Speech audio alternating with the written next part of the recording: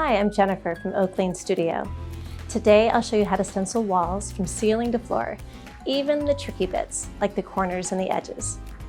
I've used our Cornelius Wall Stencil with navy latex paint, and you can create a different effect depending on how many layers of paint you use. You can go from bold all the way to muted. That's the beauty of stenciling. You can create the look you want. So let's get started. Here's what you're going to need. Before you begin stenciling, tape around your crown molding or top of wall, your baseboards, and any switch plates. Apply Repositionable Spray Adhesive to the back of the stencil by holding the can about 10 inches away and lightly spraying. Wait at least a minute for the stencil to dry. Start at the top of the wall and work your way down.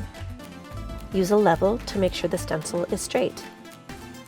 Press the stencil flat and tape the outer edges to the wall. Roll the foam roller into the paint and remove excess on a paper towel.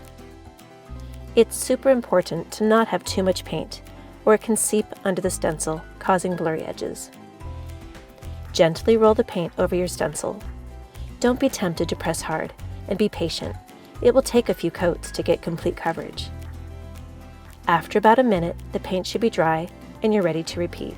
Simply line up your stencil with the elements of the design you've just painted, or use the triangle registration marks in the corners of the stencil. Use a stencil brush to get into the edges. Dip your stencil brush in the paint tray and blot the excess paint on a paper towel until the bristles are almost dry. Dab the stencil brush into the crease by the baseboard to get a crisp line. Now tape off the corner of the wall you are moving towards. Position the stencil so it aligns with the previously painted wall, then push it into the corner with your fingers. Tape the top of the stencil and use your stencil brush to dab it into the corner. Included with your stencil is our special topper. Use this stencil to paint the details at the top of the wall where it meets the ceiling or crown molding. It's so much easier to get a clean, professional finish. Once the paint is dry, slowly remove the tape and touch up with your base color if necessary. If you want to continue the stencil on the adjacent wall, tape off the corner of the wall you just finished stenciling.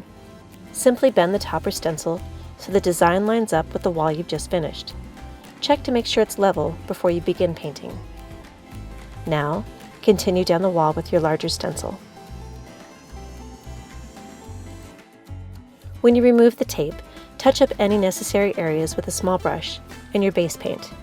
You can use a piece of the stencil as a straight edge for a crisp touch if you'd like. No worries if it's not perfect. This is a hand-painted work of art.